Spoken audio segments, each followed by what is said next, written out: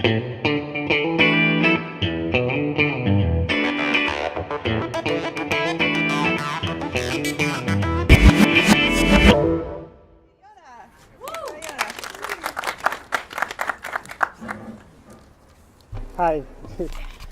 Hold on, let's make this more comfortable.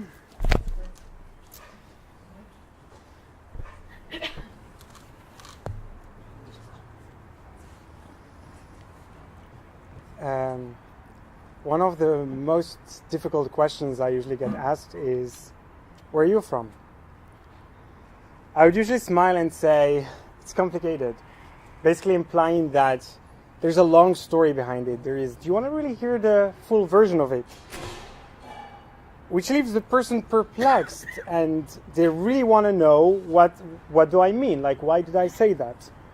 I would then proceed in the hope of clarifying what they exactly mean, whether where I flew in from, or where I was born, where my family is currently living, where do I study, probably. I actually answer that question depending on the situation. Which language we're conversing in, what tramp tweeted that day. Bref, you have understood, it's never a one-word answer. My answer would usually include at least 3 countries. How I define where I come from is not as simple as it might usually be for others.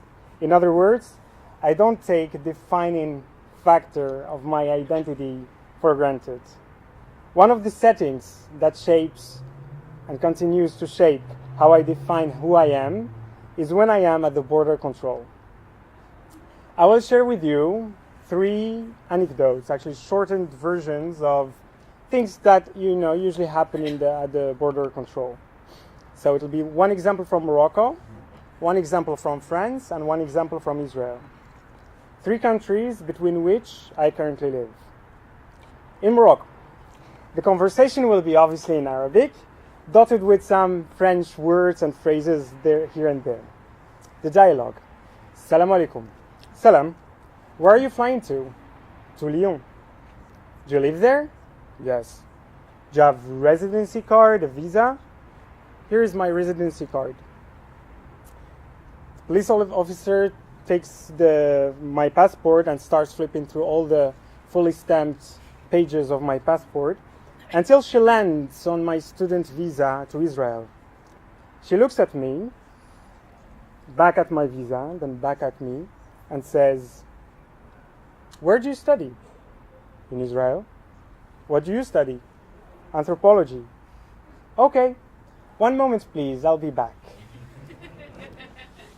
She goes into a nearby office to consult with her supervisor, and I can see them through the glass window, her explaining the situation, and him going like, as if like it doesn't really matter.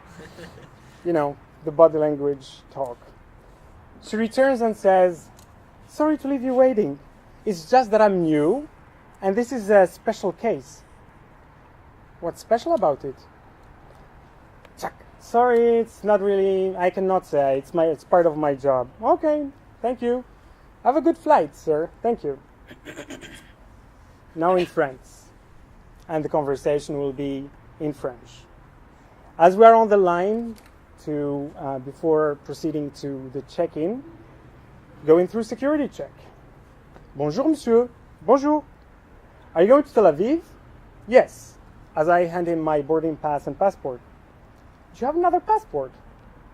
No. What are you going to do in Israel? I live there. What do you do? I'm a PhD student at Ben-Gurion University. Why in Israel and not in the UK, for example? Well, my topic is about Moroccan Jewish identities in France and Israel. I do not really see the link to the UK. Do you speak Hebrew? Yes. How do you say bon voyage, have a safe trip in Hebrew? Nesea tova. How far is Beersheba from Tel Aviv? 1 hour on the train?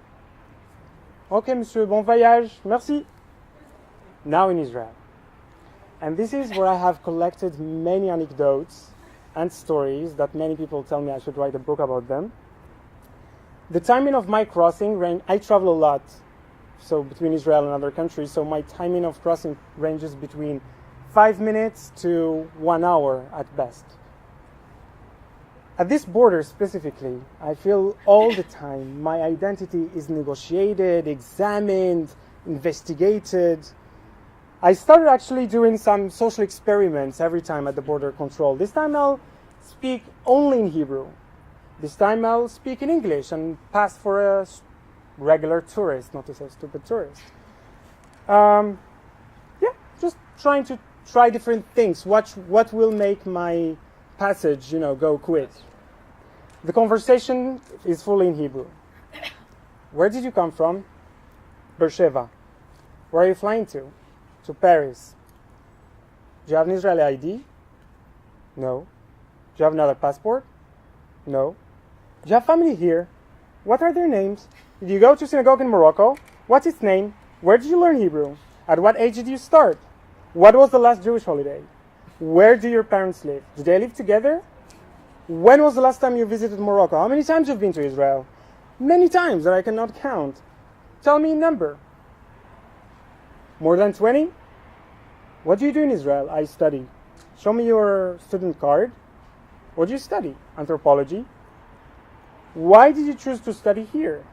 Well, I moved from Casablanca to Jerusalem in 2016, and I was really interested in how the Moroccan Jewish community in Israel has kept and is preserving its Moroccan identity, and that just, amazed me.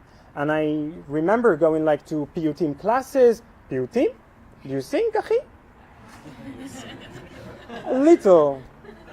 Sing something. What do you want me to sing? Yafa ve'tama. Okay, Yafa ve'tama, Torah temima. Hane, wala, kol hakavod, achi, nesiat tova. So, I have to say, if I were in their place, I'll be confused myself.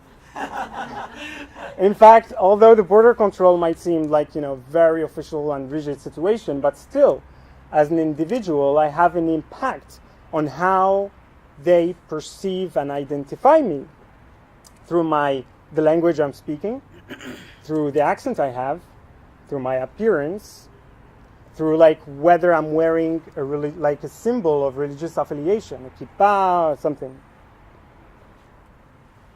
I travel and cross. Are they from the security maybe? I travel and cross borders frequently, and still sometimes have that feeling of, something might go wrong. Maybe I have forgotten an important document. Maybe my visa, my passport has expired. Maybe I forgot to do check-in, prior to my flight.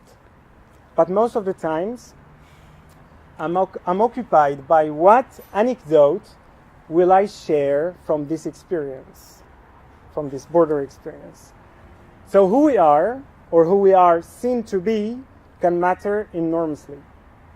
These encounters serve as platforms, social platforms probably, where our identities are defined and redefined. We are asked questions about ourselves, which are left for open interpretations by the interviewer, who will then decide, based on our answers, who we are and to which category we belong or we fall in. So where do I really come from? Open question. Thank you.